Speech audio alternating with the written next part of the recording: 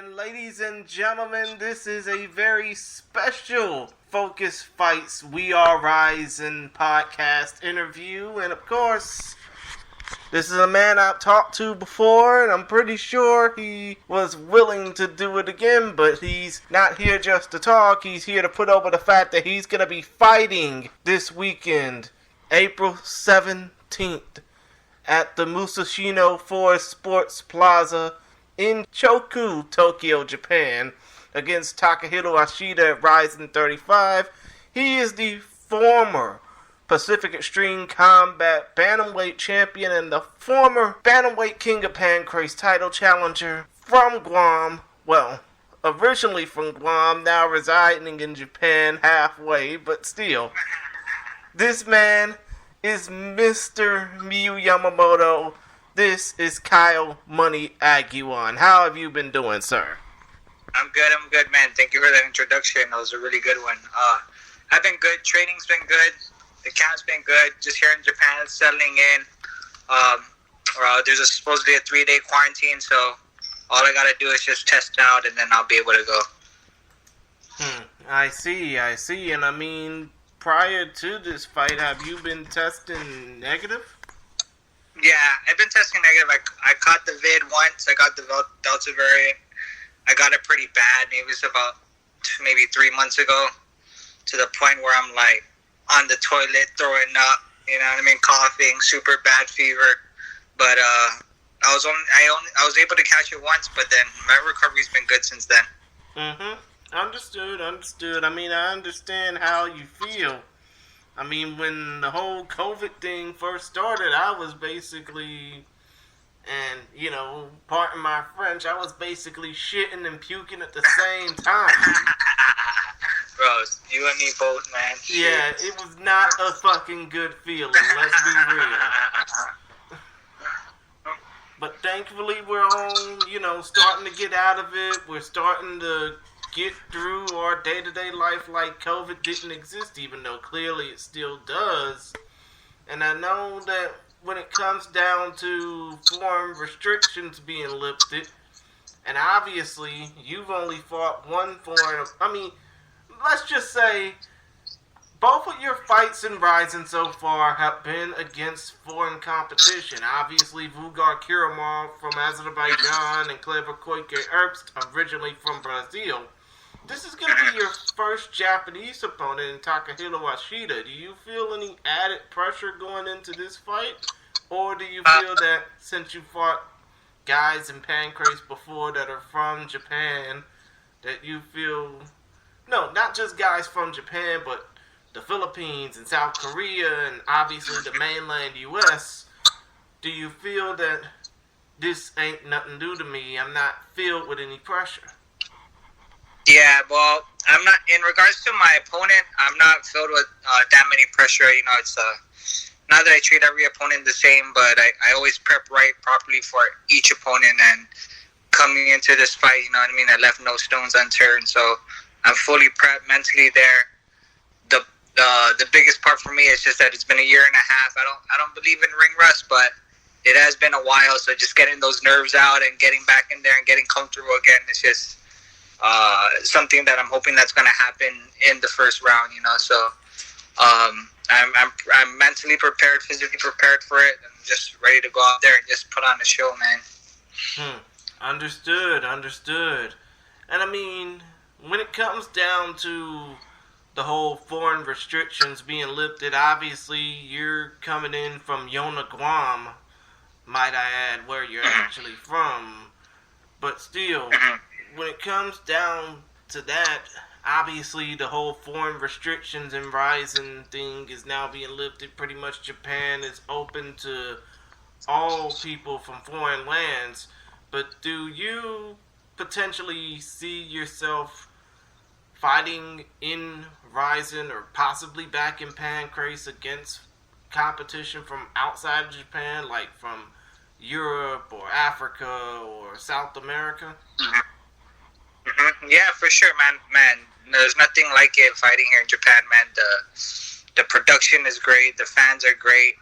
The environment is always awesome. The respect that the people have here.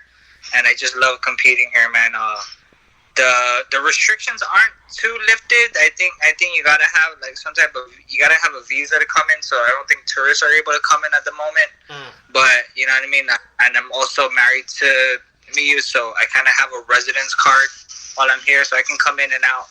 But I do look forward to continue competing here in Japan. Like I said, there's nothing like it. The production at Rizin is just amazing. The staff, the people, the other fighters, everyone is just cool, man. And I enjoy doing it, and I plan on doing it for a couple more years, man. I mean, let's just face it. I mean, I don't want to basically bash you and your record and all, but you're 0-2 in Rizin. Now you're pretty much going to be fighting on instinct alone coming into this fight against Ashida. I think I said this during the podcast that I was on last night previewing this event, that this feels like a must-win for both you and Ashida. But, obviously, since Rizin is a promotion where if you don't fight worth a damn, you're not going to be brought back, do you feel that if you get a good performance out of this fight, regardless of if you win or lose, that, you know, Rizin might want you back? Man, yeah, for sure. That's what's a good thing about them, you know.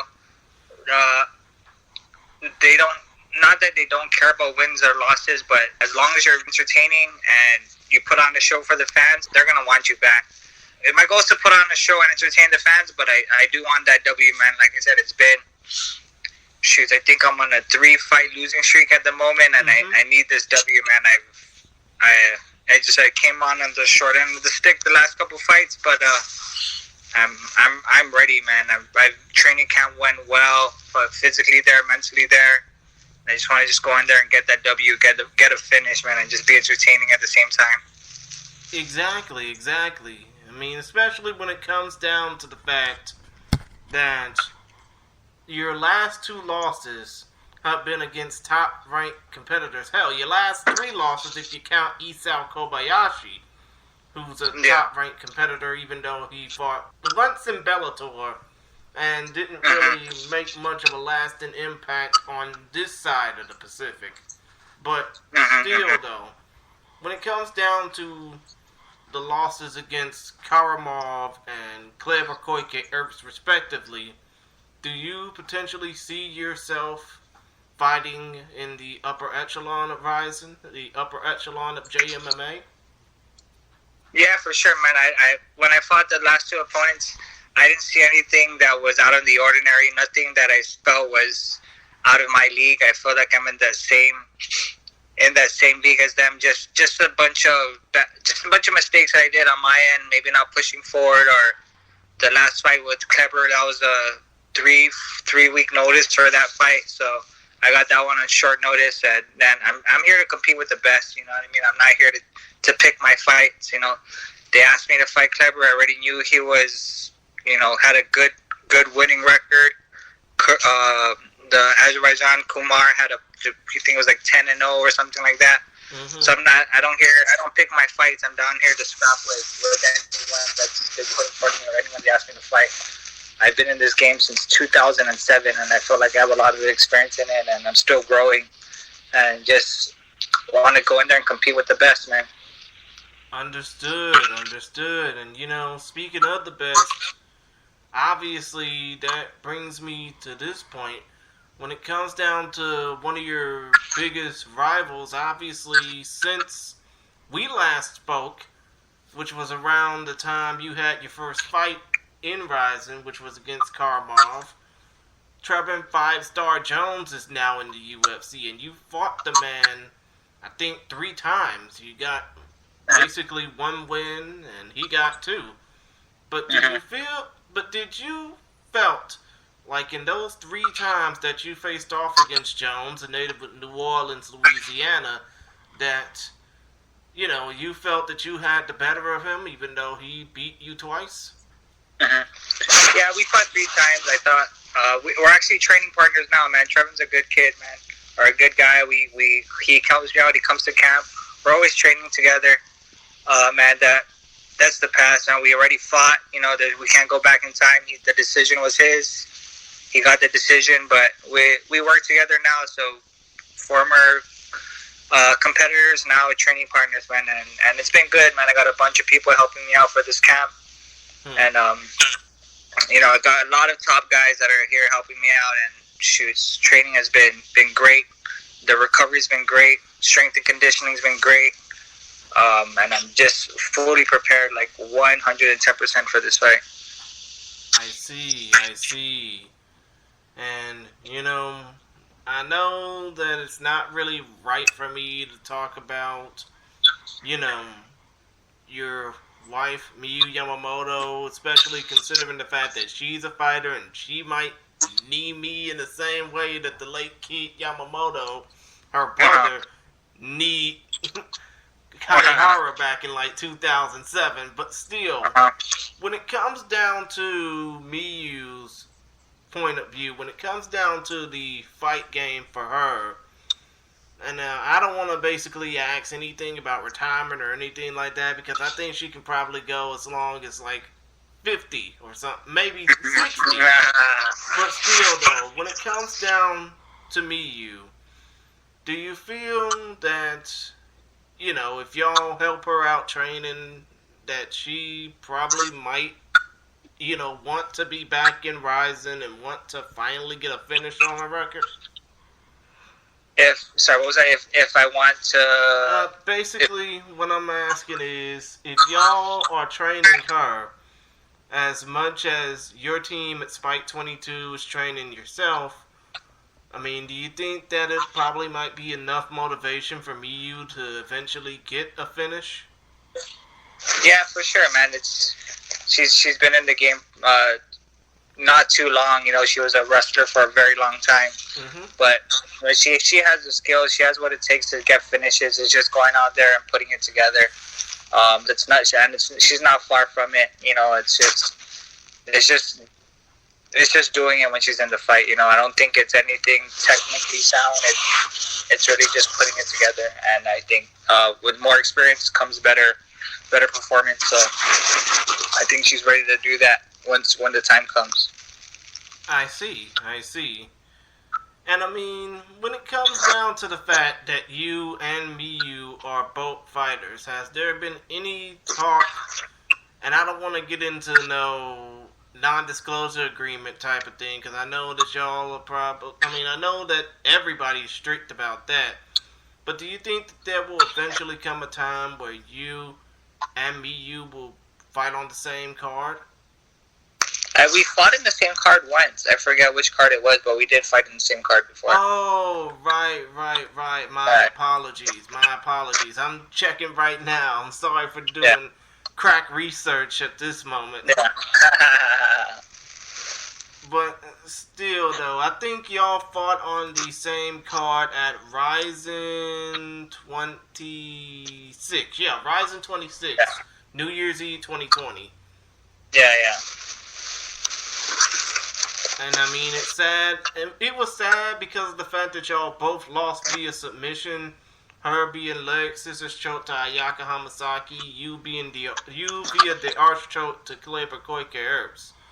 But do you think that there will come a time where, eventually you and Miyuu, or you know what? You, Miyuu, and Erson fight on the same card together? Yeah, I feel like that's a possibility. I don't see why we wouldn't do that. There's nothing holding us back from not fighting together, but the energy is just different when all three of you when we were fighting together as teammates, man, and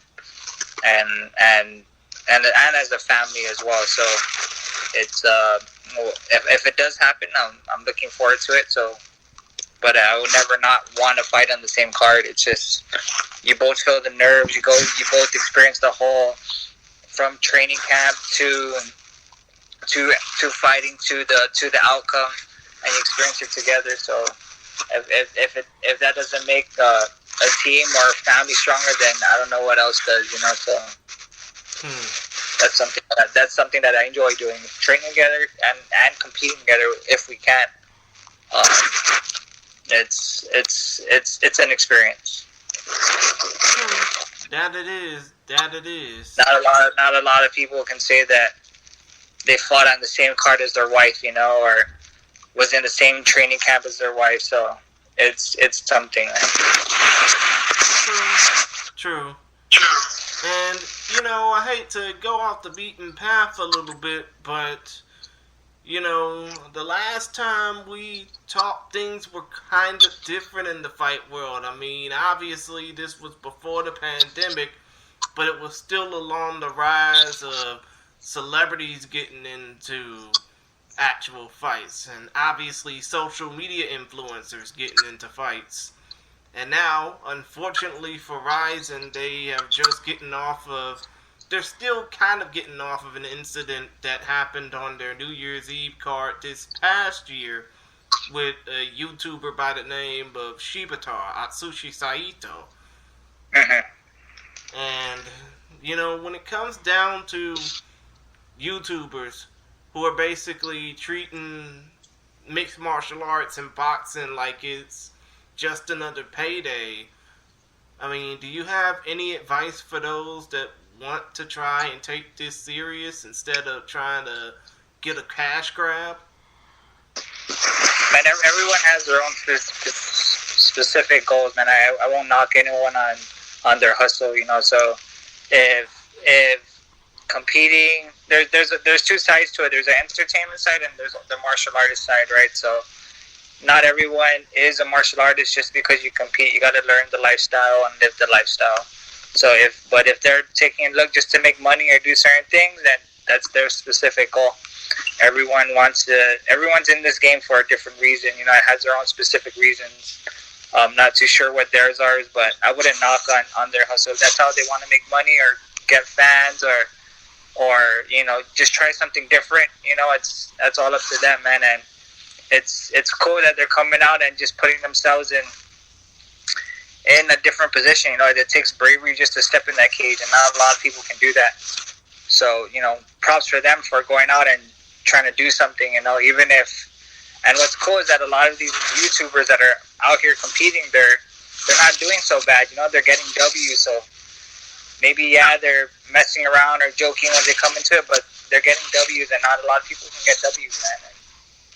And, you know, ups for them. Right. And plus, they're shutting, like, regular average Joes up and thinking that they can't box or can't fight.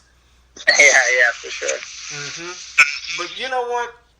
Obviously, you just mentioned, you know, people stepping into the cage or stepping into the ring, you know, just to make ends meet. Obviously, the last time you fought, there wasn't a such thing as Rizin Trigger or Rizin Landmark. And now that Rizin has the Trigger and Landmark shows, Trigger will take place in a cage, and obviously that comes the day before your show, which you're going to be taking weigh-ins in the middle of that show.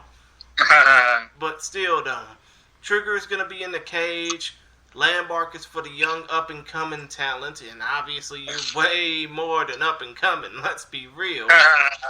But when it comes down to those two shows factoring in, and obviously Landmark's supposed to be more mysterious, but let's just say, if you ever get the opportunity to fight on a Trigger show, which will be in a cage, you know, how do you think that will differ from fighting in a ring like what you've been used to for the last couple of fights? Man, no, my strong point is fighting on the cage. Back home, where I'm training Spike 22, we trained in like a 10 by 10 cage, so my game planning, my type of wrestling style works better on the cage than it does in the ring. So getting used to the ring is actually a bit more difficult for my type of style than the cage. But if they give me the opportunity to fight in Trigger, I would take it, man. I mean, I like the cage. I like the cage a lot better than the ring for sure. But the ring is fun though, man. It just reminds me of Pride and all those crazy fights, and even now it's still so much crazy fights going on now. But just being there, it's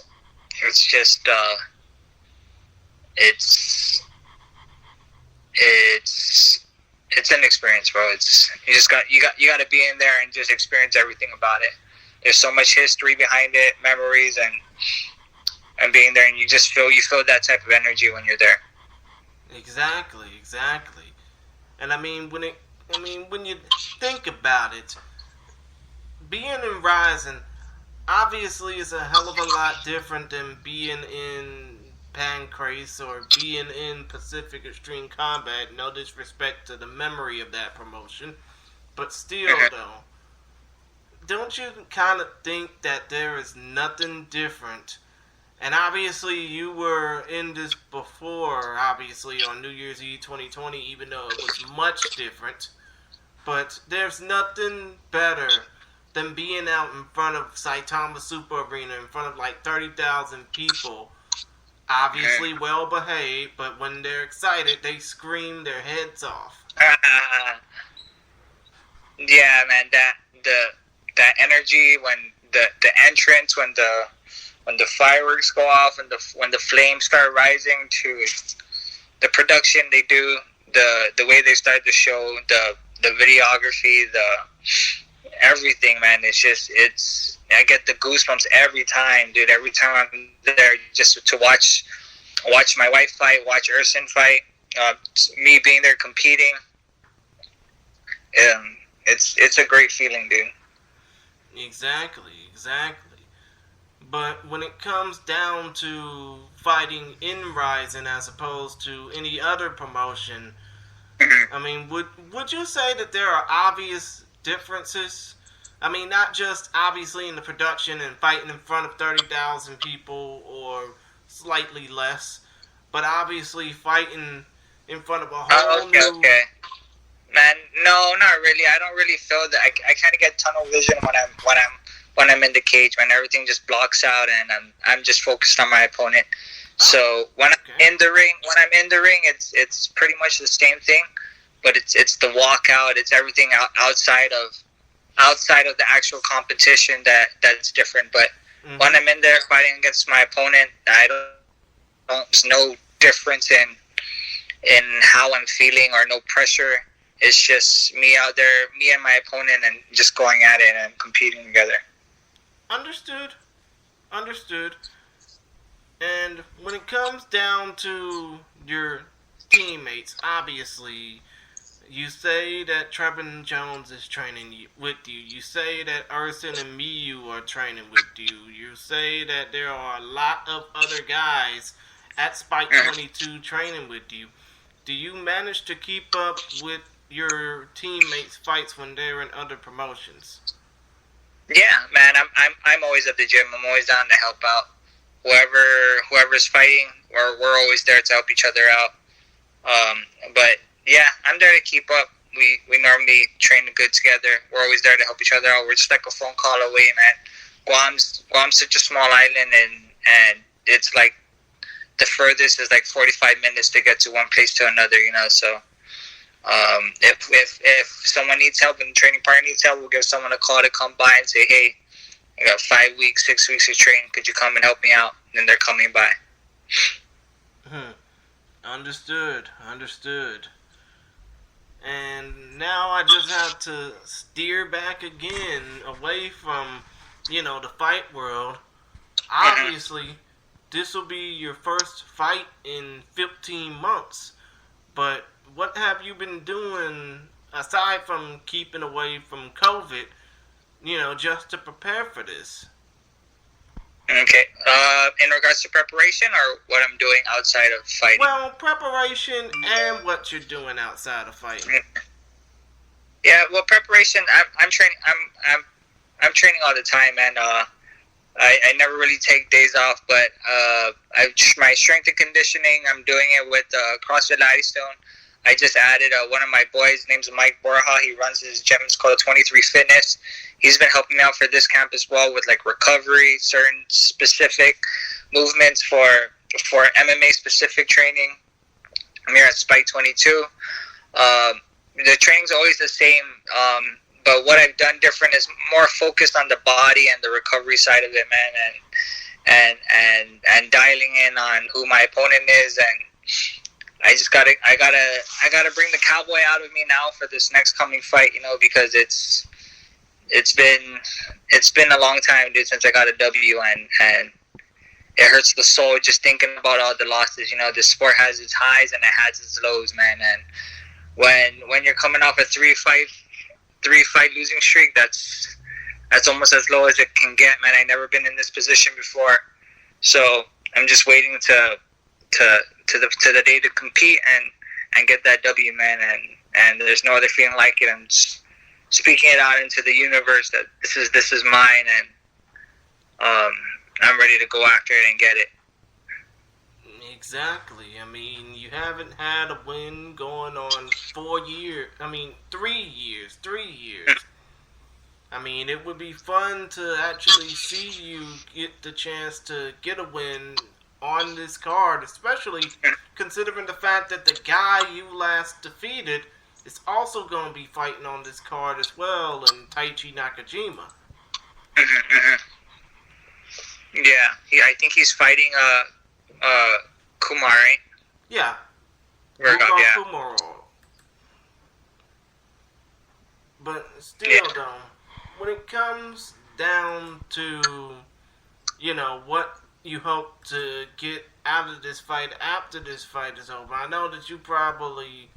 I mean, I know that I already asked you this in some way, shape, or form. My apologies. But when it comes down to after this particular fight, when all is said and done, when the dust settles, you know, what do you hope that fans will understand about you, not just in Japan or in Guam, but around the world? That I'm a hard worker, man. I put in work. I'm there to scrap. I'm entertaining. I'm not in it just to compete. I'm in there to be a champ, man. And that's the goal, dude. I just want to put on the show for the fans, be entertaining, and keep winning. You know. And the last couple fights didn't go my way, but I'm gonna turn it around this coming fight. Understood. And, you know, the one thing I gotta ask before we, you know, close things out, because I know it's 11:03 p.m. where you guys are at right now, so pretty much y'all already into tomorrow. But still, though, the one thing I want to ask is, and I know I already asked you, you know, a question similar to this, and what would be your B plan if you weren't fighting, and obviously you still run a coffee shop, am I correct? Yes. But, you know, kind of think of it, when people ask, and obviously this goes to the entire nation of Guam, if, you know, you bump into everybody on the corner in that little small island, when people ask if you're a fighter, what comes to mind? I mean, do you think that people give you a bad rap because of the fact that you're a mixed martial artist and not a member of the military? No, not at all. I think the whole thing, you're a fighter, as a bad thing, as it's surpassed that, man. People fighting now is acceptable everywhere. You know, it's people are looking at it as a legitimate sport. You know, so. We consider ourselves athletes, and in a professional way. You know, we don't just jump into the cage and do it. There's a lot of training. There's so much things behind it than just going out there and fighting. People only see the fights, but there's so much outside of that. There's respect. There's sacrifice. There's so many other things, you know, going into becoming a fighter. You know, and when someone's ask me if I'm a fighter, then I'm proud to say, yeah, that I am, you know, humbly, you know, and, you know, there's things outside of fighting that I do as well, but fighting is something that I do and something that I love, and I'm going to stand by it and be proud of it. Understood. And, you know, obviously, let's go back to your opponent for 1 second. If for some odd reason Takahiro Ashida, let's just say he's intercepting this, He's trying to decipher with his crew and translate what the hell we're trying to say, even though this is an audio interview. But still, though, if he's trying to understand what the hell we're saying, what would you basically say to him if, in the case y'all do manage to meet up before this fight this upcoming weekend? Man, I don't have any bad blood against Takahiro. I actually met him before, prior to us fighting. He seems like a good guy. I know he used to train in Guam for a little bit. No bad things, man. I just want him at his 100%, and hope we can both just put on the show for the crowd and the fans, man. Like I said, I want to fight the best, and he's a great opponent, man. He has so much experience, former deep champ. You know, he got more wins than me in Rizin, so you know what I mean. That's a good thing. So I just want to go out there and just compete and just make the better and the best fighter that night win. You know. Understood. Now, obviously, before we, close this interview out, I just want to give you an opportunity to shamelessly put yourself and your fight crew over. Put your team over. Okay, yeah, man. Just want to thank everyone that's helped me out for this fight, the whole Spike 22 team. Everyone who's been here supporting me. Just want to thank everybody, and I'm just super excited to go out there, compete again. Just want to represent, the island that I'm from, and just, put on the show and do something that I love, man, and excited to do it. And with God's blessing, I'm just happy to be here, be alive, and be out there to compete. Amen to that, brother. And when it comes down to your social handles, unfortunately, you don't have a wide array of social media. All you got is Facebook, huh? And Instagram. I got Instagram too as well. Oh, my bad. Yeah, what's your Instagram handle? Yeah, Instagram and Facebook. So Instagram is at Kyle Aguon 145, and then Facebook is at Kyle Aguon. Oh, okay. And, this fight is going to be shown live on Live Now Global at 2 p.m. Guam Standard Time, I guess. 2 p.m. Guam Standard Time, which would mean midnight Central here in my neck of the woods in Houston, Texas, in the United States. What is the main message you want to give to fight fans tuning in to see you compete against Takahiro Ashida on April 17th? Man, tune in early, guys. I'm going to be the first fight of the night. It's going to be an exciting one. Can't wait to set the show off right, and the rest of the fights. There's so many other great fights on this card, so just tune in and just be expecting to have great entertainment, great fights, and just enjoy your popcorn, And with that, fight fans, y'all can check out Takahiro Ashida versus Kyle Aguon. They will be the first fight on the Rizin 35 card, live from the Musashino Forest Sports Plaza in Choku, Tokyo, Japan. Live now coverage begins at 1 a.m. Eastern, 10 p.m. Pacific, Saturday, April 16th, or Sunday, April 17th, depending on where you are in the world. Check your local listings for time in your area if you're not available to check it out live. Or, you can check out the Rizin Live Now bundle for $25 for each card. Rizin Trigger the Third and Rizin 35, or the full bundle, $30 US. Y'all want it. Y'all don't want to miss out on this superior rule set action. And with Kyle Aguon kicking off tonight, you better believe it's going to be money. And you know what? Speaking of that, one more question I want to ask is, the Rizin ring announcers, the Rizin commentators have been giving fighters different nicknames for when they come out to fight. Especially considering over the last year they've been doing that. Your nickname is Money. I just want to ask, how did you get that? Yeah, that name is Floyd Mayweather is my favorite boxer, so anytime I'm in the ring or sparring and my coach sees me slacking and not looking pretty, he's like, Kyle, they always reference be like money. So every time I hear that be like money, I start cleaning up and my boxing just starts getting so much sharper. Wrestling gets so much better. So it's a thing that my coach called me right after. He knew that my favorite boxer was Floyd Mayweather. So every time he would always reference, hey, be like money. So since then, my nickname's been Money because of Floyd Mayweather. I see. But if the Rizin brass were to basically speak with you and ask, what would you want your nickname to be? Would you go with Money, or would you go with something that they give you? Man, I've been Money for a while, so I don't mind sticking with it. Understood. Yeah. But other than that, Mr. Aguon, or Aguon, I think it's pronounced. Again. Oh, again. My apologies, sir.